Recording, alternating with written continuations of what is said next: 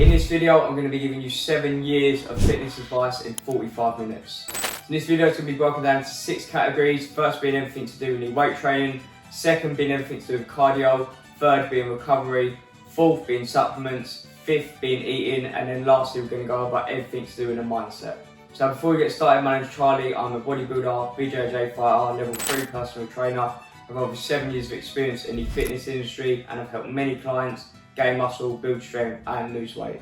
If you're interested in doing any of that or would like to learn more, check the links in the description which will take to my website where I offer both in-person and online personal training as well as other services from there. So make sure to check that out, and then without further ado, we're going to start the video, as I said, with the weight training side of everything. So we're going to start the weight training side by quickly discussing how many days per week you should be training. So it doesn't actually matter, to be honest, how many days that you go to the gym or that you train, as long as that you're training each muscle group about twice per week. So depending on your schedule, you can choose a certain split that will help you to do this. So say for example, you can only come to the gym 2 days a week, you could do 2 full body sessions, which would be quite longer and have a lot more volume.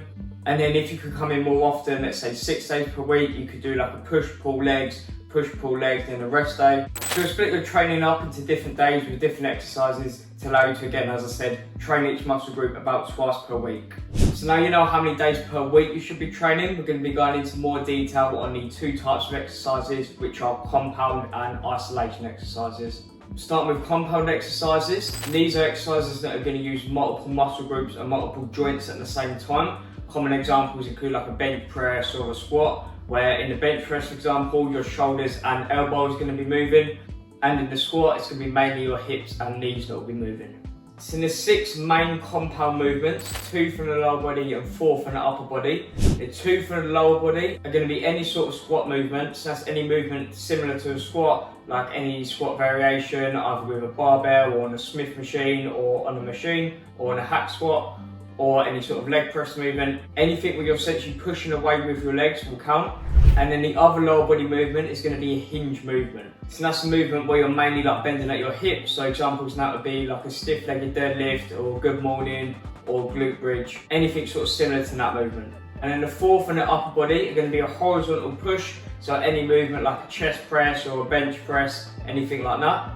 A vertical push, so any form of like shoulder press will count towards that. A horizontal pull, like a chest supported row or bent over barbell row. Anything where you're going to be mainly pulling towards your chest from out in front of you. And then lastly, a vertical pull, so any sort of pull down movement or pull up. Anything where you're pulling down from above your head, down from there. So if you include these 6 main movements, you're going to be targeting pretty much every muscle in your body. So as these movements are going to be working multiple muscles at the same time, they can also be very time efficient. If you take like a shoulder press, for example, it's going to be working your shoulders as well as your triceps. So instead of doing like a set of lateral raises and then a set of tricep push downs, for example, you can just do an overhead press instead, which will work both of the muscles at the same time. And they're also very functional, meaning they replicate stuff that you do in your day-to-day life, like picking something up off the floor or pushing something away or pulling something towards you, anything like that. So isolation exercises are exercises that involve a single joint moving and are just done to target one muscle specifically. So the basis of your training should be those main compound exercises that we discussed, but isolation exercises can also be included to essentially do a little bit of extra work for certain muscle groups. So if you take any of them pulling movements, the primary muscle that's going to be worked will be your back and the secondary muscle will be your biceps. So you're probably going to feel it more in your back compared to your biceps. It's going to be working your biceps a little bit less. However, as a beginner, the stimulus that it does to your biceps will still be enough generally for them to grow. But as you get more advanced, you might require a little bit more volume. So you can do an isolation exercise like a barbell curl or a preacher curl, for example, to do a little bit more work for your biceps to help balance out how much you're doing for each muscle group. So in conclusion, compound and isolation exercises are both good. The basis of your training should be the compound movements, doing them 6 movements at least, and then maybe a few other variations. And then from there, adding in the isolation movements when and where you need them. Mainly for things like biceps, triceps, any sort of leg curl, maybe something for calves, and some extra bits of rear delts, just as those muscles aren't going to be worked optimally in those main 6 compound movements. So again, you might need a little bit more, just target towards them. So now we're going to be discussing everything to do with the weights you should use, how many reps you should do, how many sets you should perform, and how you should rest between each set. So what you do for each of those 4 variables is going to depend on your goals. So if you're training for strength, you're going to be sticking to heavier weights, performing anywhere from around 3 to 6 reps. performing around 3 or 4 sets for each exercise and resting at least 3 minutes between each set. If you're training for muscle growth, you want to stick to relatively heavy weights. Perform 8 to 12 reps, perform around 2 to 4 sets per exercise, and rest from anywhere from around 1 to 3 minutes between each set. And then if you're training for endurance, you want to be sticking to lower weights, performing generally at least 15 reps, performing around 1 or 2 sets per exercise, and resting for about 30 to 60 seconds between each set. If you're training to build power, you want to stick to a moderate weight, perform around 3 to 6 reps. On the reps, focusing on lifting that moderate weight as fast as possible, doing around 2 to 4 sets per exercise, and resting for at least 3 minutes between each set. So now you know how many days you should be coming in, generally sort of what exercises to do, and everything to do like the weights, the rest and stuff like that. We're going to be discussing now going to be the most important thing for helping you to make progress, which is called progressive overload. Essentially what that is making each session from week to week that little bit more difficult over time to avoid you hitting a plateau. So if you're a beginner, you can start by doing a certain program. You begin to see progress from that after a few weeks, and then after a few more weeks your progress will start to slow down, and then eventually you'd hit a plateau if you keep doing the same thing. So progressive overload just allows you to avoid them plateaus and then keep making progress month after month. So the way you make your workouts more hard are by changing any of those 4 variables that I just mentioned. So we're going to start with the worst way to do it and then move on to the best way to do it. So I'm saying the worst way to go about doing progressive overload would be decreasing your rest. So unless you're training for like endurance, this is generally not advised, as you want to be sticking to the rest range for your training goal. Therefore, you cannot keep decreasing rest week after week without switching into that more endurance style of training. For example, if you'd be training for strength and you were to rest for 3 minutes, and the next session you rest for 2 minutes 50 seconds, and then keep decreasing that by 10 seconds, eventually you're only going to be resting for a minute or minute and a half, which isn't going to be enough for you to perform them heavy sets. So try if you can to choose any of the other 3 ways of doing progressive overload. So the next best way would be increase how many sets or exercises you're doing. Even by doing 1 more set, it's going to add a lot more volume to your training. This is good and it will work. It can be a little time consuming though, as if you do 4 sets for each exercise and you're doing like 5 exercises for just chest, for example, obviously that can take up quite a lot of time. So the second best way would be to increase how many reps you're doing. This is a very good way of doing that progressive overload. The only con is similar to that rest, you can't keep doing it month after month. As say if you're training for muscle growth, you generally want to be doing anywhere from about 8 to 15 reps. So say you start with 10 and then after a couple of weeks you're doing 12. A week later you're doing like 13, then the next week you're doing 14. Once you get past that 15 reps, you're going to be training more from that sort of endurance side of stuff, and therefore it's going to be a bit suboptimal for muscle growth, as you'll be too strong for the weight you're currently using. And the best way to go about doing that progressive overload is going to be by increasing how much weight you're doing. So the way you'd increase the weight is if you're doing it with a machine. Most machines will have sort of smaller increments you can go up in. So going up just by a few pounds each time and then doing that consistently will help you to make progress that way. In terms of doing it with a bodyweight exercise, it can be done. For example, if you do a push-up, you can do it with a weighted vest on, or you can make the exercise more challenging. Or if you're doing a pull-up, you can do it with a dip belt to attach some weights to you to increase how much weight you're actually lifting. If you're doing it with a barbell, you can just add very small plates to each side and then use that to go up in weight week after week to make progress like that. If you're doing it with dumbbells, it can be a little bit more tricky, as most dumbbells will go up in 2s. And as you're using the dumbbell for each arm, that means it's going to be a 4 kilo increase each time, which can be a bit too much to do. For example, if you were to do lateral raises with a 12 kilos for around 14 reps, if you moved up to the 14s, you wouldn't be able to do that 14 reps still, as the weight increase would be quite high. So what you can do is you can slightly drop down in reps after you've increased the weight. For example, if you do like a dumbbell bench press with knee 10s for 15 reps, you can move up to the 12 kilos and then go down to around 12 reps. Work your way over the next few weeks back up to 15 and then repeat the process by increasing the weight and then dropping the reps slightly. So now that we've covered the basics of progressive overload, you know that you should be aiming to make your workouts harder week after week. One thing you have to consider, however, is that if you keep doing the same set of exercises in the same order, in the same way, doing the same variations, eventually the stimulus that them exercises cause is going to be less and less effective, meaning your strength gains will start to slow down, your muscle growth will start to slow down, and your progress in general will start to slow down. So the way you get around that is sort of every 6 to 8 weeks, changing something to do with your training. Whether that be going into a slightly different rep range, doing a variation of a certain exercise, using different accessories, or just mixing up your split, pretty much just varying what you're doing. So this leads us into 2 main components which are inversely linked. And that is specificity and variation. Variation we've just covered, which is essentially doing some things slightly differently, modifying certain aspects of your training. Specificity is a little more complicated. What it essentially means is how similar, technically, a certain exercise is to another similar movement. For example, if you were to try to increase your barbell bench press strength, you'd obviously be doing a barbell bench press. However, you could also do an incline barbell bench press or maybe a dumbbell bench press. As those movements are very similar, they have a very high specificity to the barbell bench. And therefore, by doing them and by getting stronger at them, it would carry over a lot to your barbell bench press, as the movements are very similar. Whereas if you were to do something like a bicep curl, that's pretty much no specificity compared to a bench press. So what you'd be looking at is what muscles are worked, what joints are moving, the similar ranges of motion, the certain rep ranges you'll be doing and all stuff like that. So essentially, the more similar an exercise is to the one that you want to get better at, the more effective it will be at getting you better at that exercise. So say if you wanted to improve your deadlift, and you could either do a stiff-legged deadlift for your hamstrings or a leg curl for your hamstrings. Both exercises will be training your hamstrings. You could do both of them in the low rep ranges to focus on strength. However, as a stiff-legged deadlift is more similar and has more specificity towards the deadlift, it'll be a lot more effective at increasing your deadlift strength. So you want to try and have the right balance between specificity and variation. So say you wanted to improve your high bar back squat. Having too much specificity and no variation would just be week after week just doing the barbell back squat. So to vary in that, you could maybe do 2 or 3 sets for your barbell back squat. And then to add a bit of variation after about 6 to 8 weeks, you could incorporate some extra sets for low bar squats or front squats or leg press. Anything that's going to be similar to the high bar back squat, but still have a slight variation to therefore create a new stimulus for you to progress with.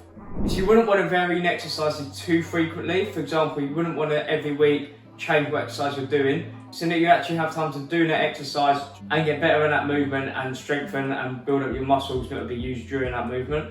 And then as your progress starts to slow down or as you get a bit bored of the exercise, varying it slightly. So in conclusion, every sort of 6 to 8, maybe even up to about 10 weeks, you want to slightly change your training by choosing different variation for a certain exercise, or changing the exercise order, or going into a different rep range, or anything really to create a new stimulus to allow you to keep making progress and avoid slowing down or hitting a plateau.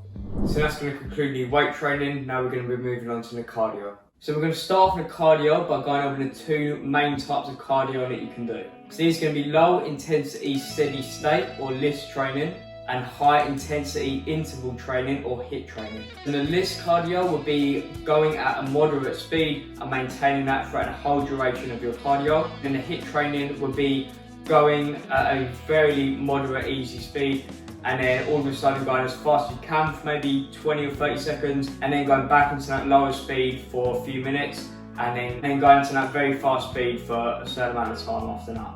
And then just repeating that, swapping between the lower and the faster speeds. So generally for the purpose of burning calories, I recommend the LISS cardio. Reason being, it's just more sustainable, it's easier to do, it's easier to recover from, and it's a lot easier to stay consistent with. Then HIIT cardio would have more benefits for like an athletic purpose or for like a performance purpose, but generally LISS is going to be better for burning calories. So we're also going to address fasted cardio. What this essentially is you wake up and then before you eat anything you do cardio first. So most people do this for the aim of burning fat as opposed to burning carbs, as your glycogen stores will be depleted and therefore your body will burn fat stores when you're doing the cardio. People also try and burn fat instead of carbs by sticking to certain zones when you're doing cardio, so they won't go above a certain intensity if it's going to be burning carbs.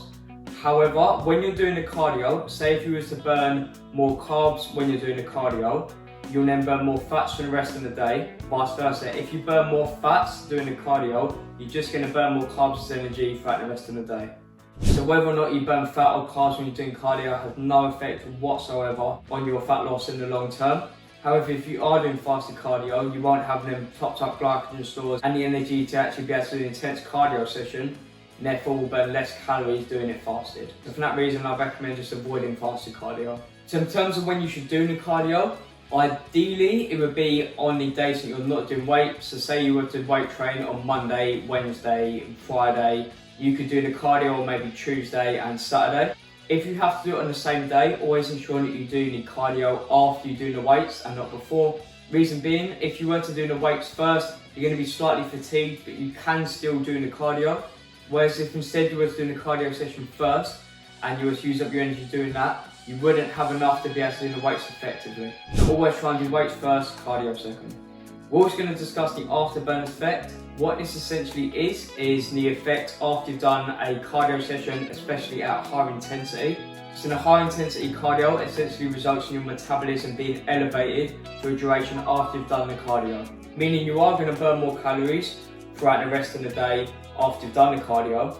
However, this effect is very minimal. It's generally, it does vary a lot, but generally around 10% of the calories that you burn during the cardio session. So say you were to burn 300 calories during the cardio session, if it was at a higher intensity, you would burn around 30 extra calories throughout the rest of the day. It's only very small amounts, it's not really something you need to be that worried about. Also for cardio, we're going to be going over what's the easiest on your joints, especially your knees when you're doing it. So something like the Stairmaster or the treadmill where you're having that constant downward pressure.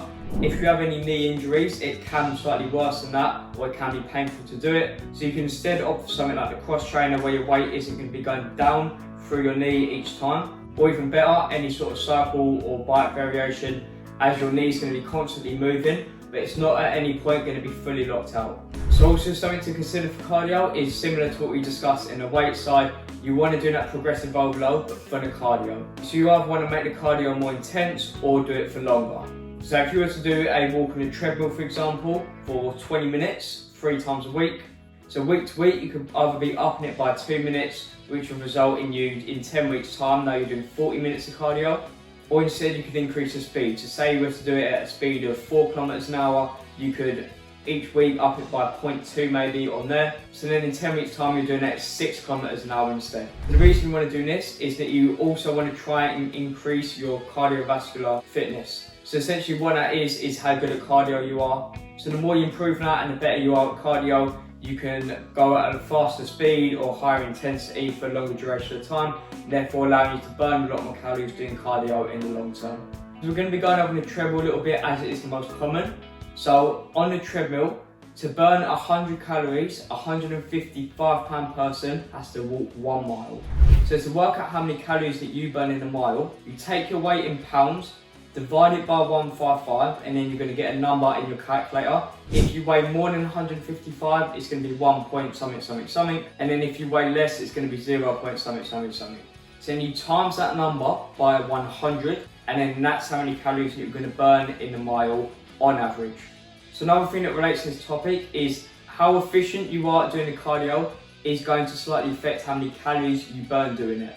So the less efficient you are, the more calories you're going to burn per mile, as your running technique will be slightly worse. So instead of running in a straight line, you might slightly go side to side, or you might stumble every now and then, have to regain your balance. So over time you're going to be burning very slightly more calories per mile, and then over time as you improve, you'll get efficient.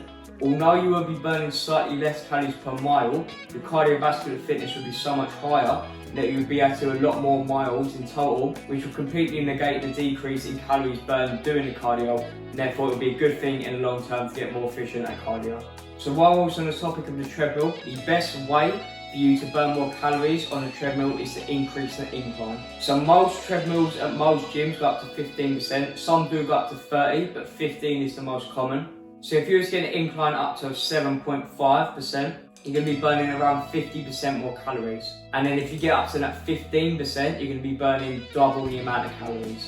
So that amount will vary, to be honest, depending on your limb lengths, your centre of mass, how much your joints bend during each movement. So it will be very slightly varied, but it will be pretty much double. So although that treadmill on an incline is a lot better than flat, it's not the best cardio technique that you can do. So we're now going to rank the types of cardio machine based on lowest to highest in terms of how many calories that they burn. So lowest is going to be sort of any sort of arm cardio machine or arm cycle, as your arms aren't going to be able to burn nearly as many calories as your legs. And then next is going to be in a recline bike where you're sitting back and just using your legs, as your body weight is going to be back in the seat as opposed to over your legs, and therefore you're not going to be doing as much work when you're doing it, and therefore won't be burning as many calories. And then after that is going to be the normal stationary bike where you're leant more over. You'll just be burning more calories doing it that way as opposed to the recline version. Next is going to be the flat treadmill. And then, as you said, better than that would be the incline treadmill. Second best is going to be the Stairmaster, as it's similar to the incline on the treadmill, but just to a greater extent. You're going to be going more uphill, therefore going to be burning more calories. And then the best is the cross trainer, as it's going to be using essentially your whole body, all of your legs, all your pushing muscles, pulling muscles, as well as your core stabilizer muscles when you're doing it. So the best way that I'd recommend to do cardio would be doing anything that you normally do, but just while doing a low intensity cardio. So for example, instead of watching a film or watching something on YouTube, you could instead be on a cross trainer, have it set up and watch it on there. So if you were to watch like a 30-minute video while doing the cardio, before you know it, you've just done 30 minutes cardio and burned a lot more calories doing something that you'd normally do in your day-to-day life. That's going to conclude the cardio side. Now we're going to be moving on to everything to do with recovery. So by far the most important thing to your recovery is going to be your sleep. So we're going to be dedicating a lot of time in this section focusing on that. So the general recommended advice of sleep is to try and sleep for 7 to 9 hours per night. The problem with this is some people will need quite more than that, especially if you're going to be training. You're going to need more like 8 to 9, maybe even 9.5 hours of sleep per night. The other thing to consider with sleep is that time in bed is not the same as time asleep. So if you go to bed at 10 and wake up at 6, for example, you may have fallen asleep straight away and got 8 hours and stayed asleep the whole night. However, it's more likely that it's taking you quite a while to fall asleep. You might wake up a couple of times during the night. So your time in bed is not the same as your time asleep. So what you can actually try is, on a day that you don't have to be up at a certain time, try waking up without an alarm. So you wake up just naturally when your body feels ready, and then that amount of time is closer to the actual time that you need per night in terms of sleep. So try and dedicate as much time as that each night if you can. Another thing to consider with sleep is something called sleep debt. So say you require about 8 hours of sleep per night, you get that consistently Monday to Friday, but on Saturday, for example, you go to bed late and you only sleep for 5 hours, for example. You would have accumulated 3 hours of sleep debt. So the following night, you wouldn't need to sleep an extra 3 hours, but you would need more sleep to make up for the lost sleep from the night before. So you can't just sleep consistently well each night and then have a night with reduced sleep and then go back to normal. You're probably going to need a little bit more to compensate for that night of reduced sleep. Also, a bit of general advice on sleep: if you can, try to go to sleep and wake up at the same time roughly each night. Obviously it wouldn't be the exact same time, but anywhere within like a half an hour window would be perfect. And then another important thing for your recovery is to reduce your stress. So the reason that you want to reduce your stress levels is because stress releases cortisol, which is a catabolic hormone. What that means is essentially it's bad for muscle growth and gaining strength and stuff like that. So the main ways to go about reducing stress and therefore cortisol would be to meditate. So essentially what meditation is dedicating a certain amount of time to being present, just focusing on the present moment with no thoughts in your mind. And then after a few seconds of doing that, your brain will start to generate thoughts. And then from there, what you want to do is realize that you got distracted and then focus back on the present moment. You can focus on your breath while you're doing it, but yeah, the main thing is just to stay present without any thoughts in your mind. Yeah, it's a great way of reducing stress and therefore improving your recovery. Another thing to consider in terms of recovery is that you may be at a too low of a body fat percentage, or you may be consuming too little calories. So it's going to vary massively from person to person. Some people are about 7 or 8% body fat and they feel fine. Some people get down to like 13 or 14% and they just can't take it. The same with calories, some people can eat like 2,000 and feel fine. Some people eat like 2,600, 2,700 and they just feel hungry all day and can't recover properly. So if you feel like you haven't got enough energy and you've done everything we've mentioned before in terms of sleep and reducing stress, if you are cutting, try to cut a little bit slower. So try to slightly increase your calories. So instead of trying to lose, for example, 1.5 pounds per week, try instead to lose just 1 pound or half a pound, as this will result in you being at a lower calorie deficit and therefore having more energy. And then the same applies to your body fat percentage. If you're at a certain percent and you've tried everything else and you still feel like you're tired and you're not recovering enough, try and go up a few percent, see how you feel from there. And then if you feel a lot better and you feel like you can recover faster, then try and stick more closer to that percent. And then lastly, in terms of recovery, we're going to be going over the concept of overtraining. So overtraining is essentially where you're doing too much training and not recovering enough from it. So what most people do to fix this is they reduce their training volume. Another way you can go about it now is by improving your recovery to allow you to recover enough from that training. The idea of improving your recovery is a lot better than reducing your training, as it will still allow you to get the benefits from training while fixing that problem of being slightly overtrained. I discussed this thoroughly in my book, The 10 Secrets of Fitness, which is a free book that contains 10 secrets that anyone can use at any stage of their fitness journey to speed up their progress, get them most out in their training, improve their mindset, improve their motivation, as well as various other things. So again, that's completely free. That'll be linked in the description, so go check that out. So in conclusion, before you start reducing your training volume, try and improve everything to do with your recovery first, and only from there should you consider reducing your training volume. So that's going to conclude the recovery side. Next, we're going to be moving on to everything to do with supplements. So we're going to start off the supplement category by discussing the two best natural supplements that you can have, which are creatine and caffeine. So we'll start with creatine. What creatine is, it will come in a powdered form with a scoop. You can have 1 scoop of it each day. Scoop's normally going to be about 5 grams. And fairly simple, you just have 1 scoop each day. If you ever miss a day, you can just have 2 the next day to make up for it. So as long as you're averaging about 1 scoop each day. There is a way of taking it where in the first sort of week or 2 weeks, you have 20 grams a day instead, just to help your body absorb it faster. It's not necessary, no, just stick to the 5 grams each day and then you'll still get the benefits exactly the same. So the benefits of creatine are both short and long term. We're going to start with the short-term benefits, which are, it's going to increase your creatine stores within your muscle. So the creatine stores in the muscle are the things responsible for them sort of like heavier lifts. So what that's going to allow you to do is going to allow you to do like an extra rep, for example, at heavy weight. Say you normally bench 100 kilos for 4 reps. If you start taking creatine consistently, you may be able to get 5 reps, just like that. The other benefit is going to make your body hold more water within your muscle, which is going to make your muscles like look a bit bigger, so it's good for like the hypertrophy side. And then the long-term benefits is that it's going to be very beneficial for improving your muscle growth in the long term. As we said, it's going to help you to lift like a little bit more or do 1 or 2 extra reps. So in the long term, that will allow you to progressively overload faster and therefore make more progress.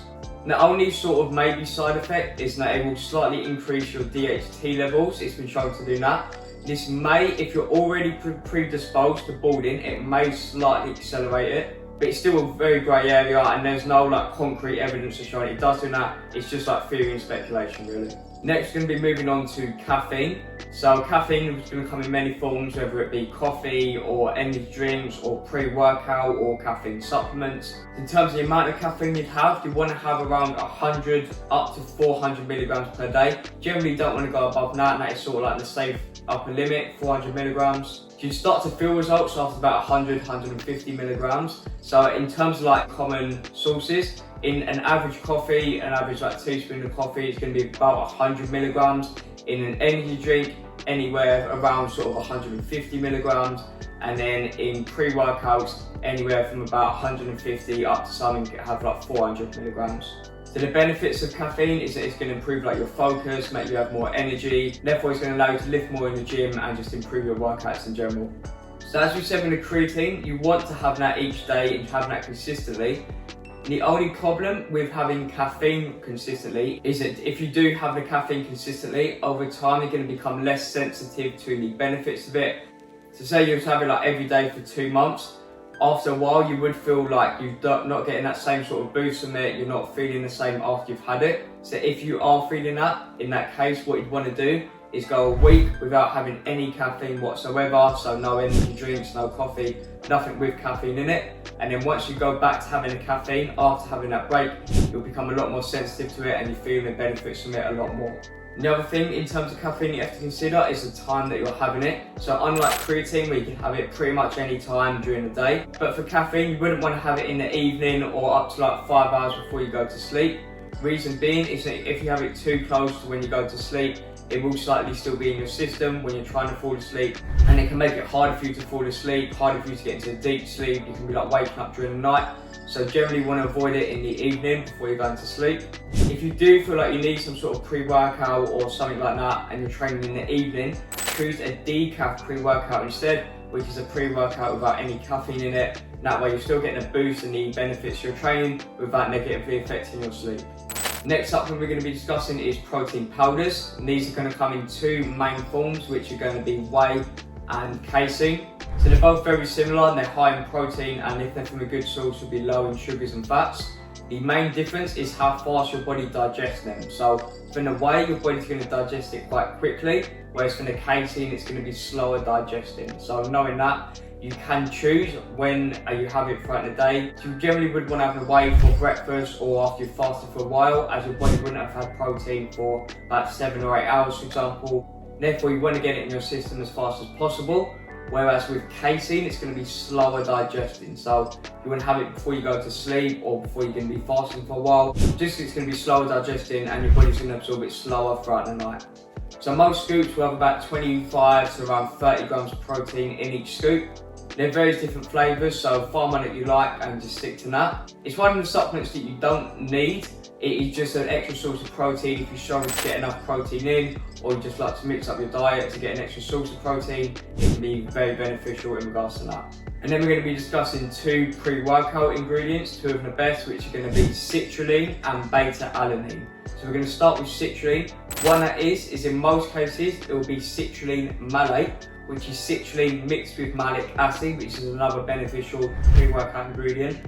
So essentially what citrulline does is it dilates your blood vessels, allows more blood and oxygen to be transported to your muscles, and therefore allowing you to lift more and improve your performance. So it's one of the best as well if you're looking to get a better pump. As I said, it will dilate your blood vessels, it will make you look more vascular and to help you get a better pump to your muscles. So in terms of dosage, you want to have anywhere from about 3 to 4 up to 10 grams of citrulline. But as I said, it mostly comes in the form of citrulline malate, which is citrulline mixed with malic acid. And that ratio is going to be about a 1-to-1 unless it says otherwise on the packaging.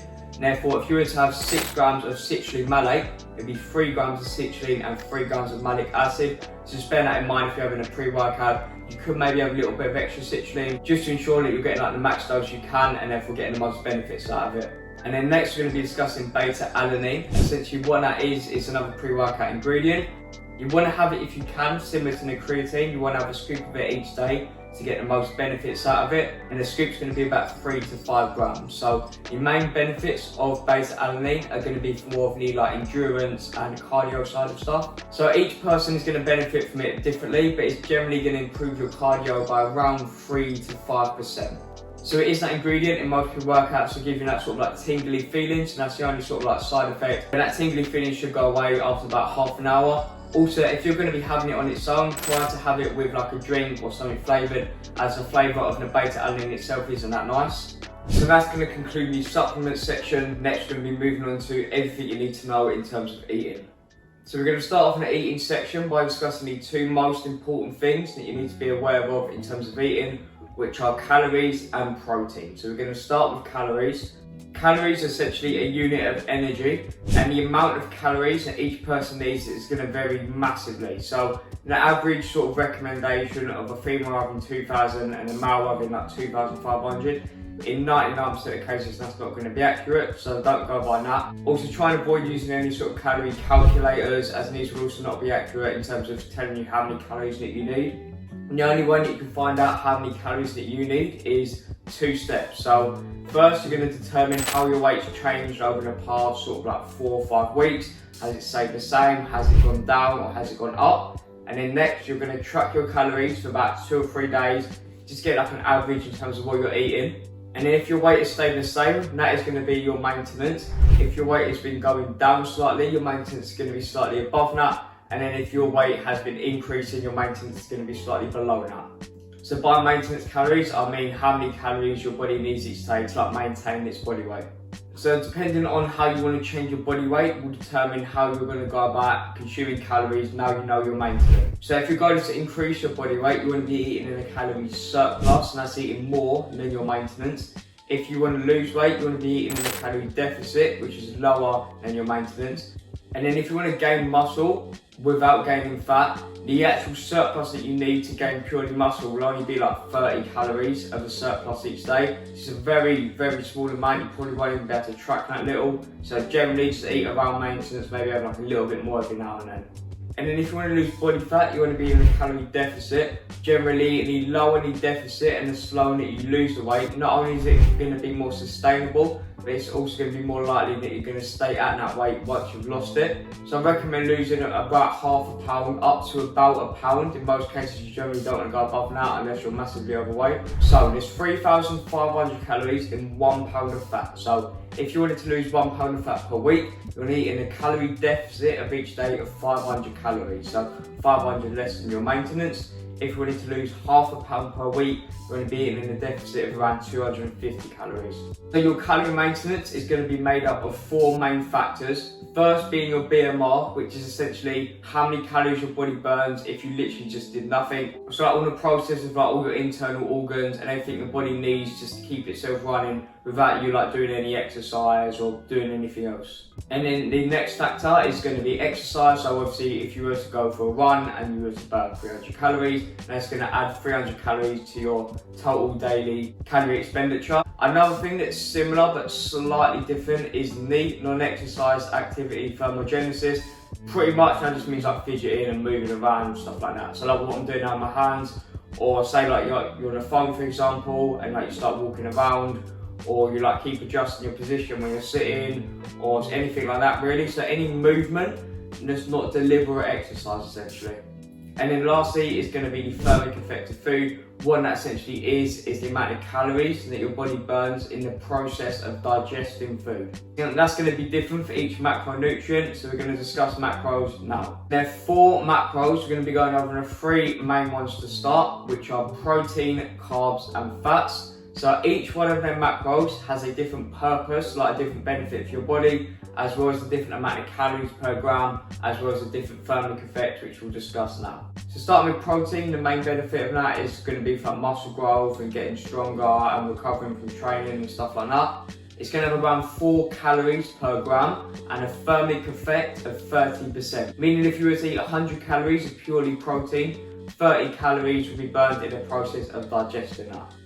So the next we're going to fats. So the main benefits of fats are for like hormone production, so making sure you're producing enough testosterone, like balancing out your cholesterol levels, and also various other health benefits. So each gram of fat is going to have 9 calories in it, and it's going to have a thermic effect of pretty much, to be honest, 0%. It's only like a few percent really, so it's not really significant. So the reason that there's a massive difference in the thermic effect between the protein and the fats is because to convert the fats that you eat into fats in your body is a very easier process, whereas converting the protein, as it's a lot different, will be harder to do, and therefore will require more energy, and the thermic effect will be higher. The third macro is going to be carbs, and the main benefits of that are for like topping up your glycogen stores, ensuring that you've got enough energy. They'll mainly be used when you're doing any sort of set between around 10 seconds to 2 minutes, which is like 99% of sets, so they're very beneficial for that.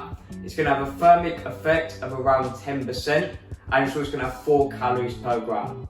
So we're also going to discuss fibres that will technically come under the umbrella of carbs. So there's 2 types of fibre, soluble and insoluble. The soluble fibre is going to have around 2 calories per gram.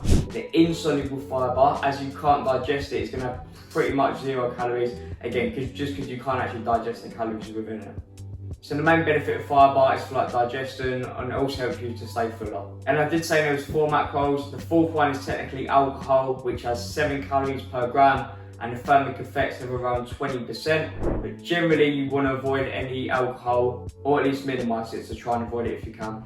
Also, while we're on the topic of macros, just be aware that the amount of grams in a certain source, so say a protein source, so say chicken, 100 grams of chicken does not equal 100 grams of protein. Also, like 50 grams of rice isn't going to be 50 grams of carbs. So if you wanted to work out how many macros are in a food you're having or in a meal, if you use a calorie tracking app, and then input what you've eaten in there, you'll be able to work out what you're having in there in terms of calories and all different macros. Now we're going to be going over how often you should eat and when you should eat, depending on your goal. So if your goal is to gain muscle, the more times that you eat per day will have greater results, but will also have diminishing returns. So if you go from eating once a day to twice a day, you'll see a lot of benefits. If you go from eating 2 to 3 times a day, you'll see good benefits as well. If you go from eating 3 to 4, you'll see some benefits. If you go from 4 to 5, it'll be pretty much insignificant benefits. Anything beyond that, there's pretty much no benefit really.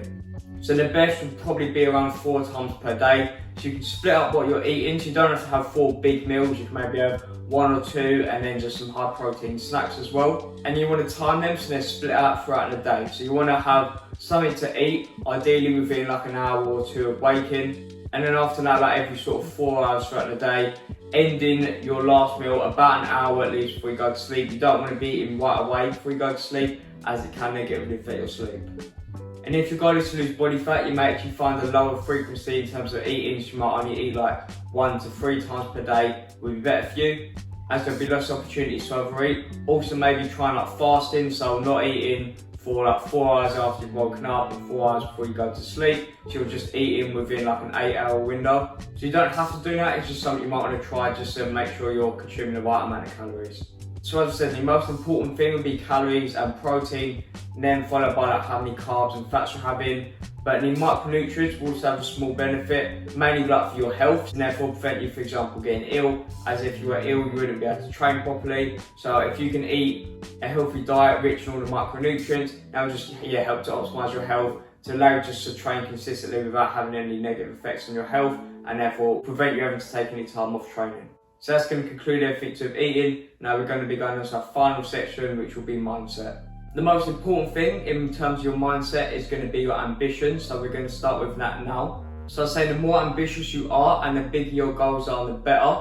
You also want to distinguish between short-term and long-term goals.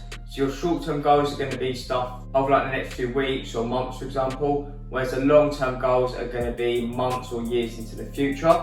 You'll want your long-term goals to almost be unrealistic, to be honest. So most people set realistic goals. The problem with that is a few things.